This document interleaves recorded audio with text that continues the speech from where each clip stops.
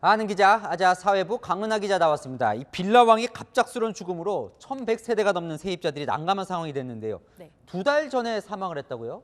그렇습니다. 이 빌라왕이라고 불렸던 김모 씨인데요. 이 수도권을 중심으로 1,100여 채의 빌라와 오피스텔을 사들여 전세 사기를 벌인 혐의를 받던 40대 남성입니다. 그런데 지난 10월 13일 서울 종로구의 한 모텔에서 장기 투숙하던 중 숨진 채 발견됐습니다. 경찰 조사 결과 타살이나 자살이 아닌 병사, 즉 지병으로 인해 숨진 것으로 확인이 됐는데요. 당시 김 씨는 피해자들로부터 고소당한 상태였고 서울경찰청 금융범죄수사대에 사건이 넘어와 있었습니다.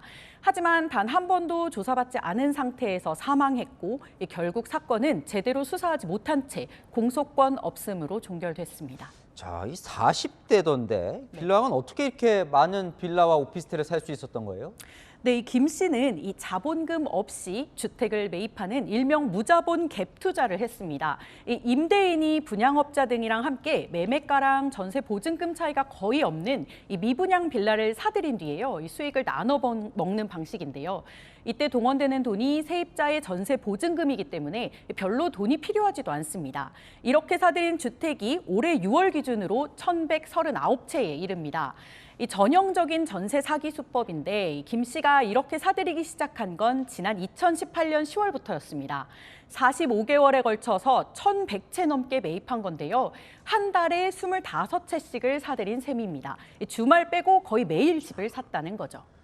그런데요, 사망 그 이전부터 피해자들이 이미 수백 명에 달해 있다면서요? 네, 그렇습니다. 이 피해자들이 온라인에서 모이기 시작한 게 지난 4월부터입니다. 이 피해자 모임에 가입한 사람은 450여 명인데요. 이 보증금을 돌려받지 못해서 이러지도 저러지도 못하는 피해자 한 분의 이야기 직접 들어보시죠.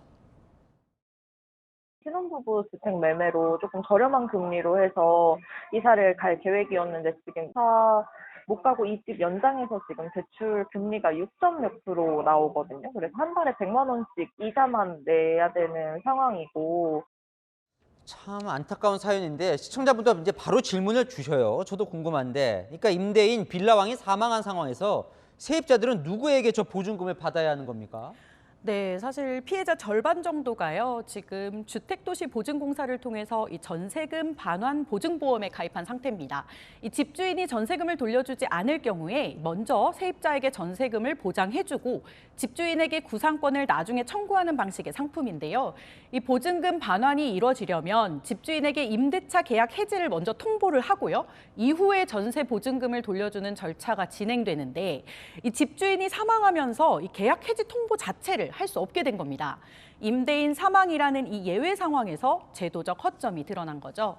이 사촌 이내 친족이 상속을 받으면요, 이 상속자에게 집주인 대신 이 계약 해지를 통보할 수 있는데 김 씨의 유일한 혈육 부모로 알려져 있습니다. 하지만 김 씨가 62억 원의 부동산세를 현재 내지 않아 체납 상태고요. 게다가 부동산 시장이 얼어붙으면서 이 빌라 가격이 급락했죠. 집을 다 팔아도 전세 보증금 반환은커녕 현재 빚이 더 많을 것으로 예상되다 보니까 이 상속이 이뤄질지조차도 미지수입니다. 결국 정부가 나서서 경매나 공매를 통해서 이 보증금을 돌려받아야 하는데 이 보증금보다 우선하는 세금이 더 많기 때문에요. 사실상 전부 돌려받긴 힘든 상황입니다.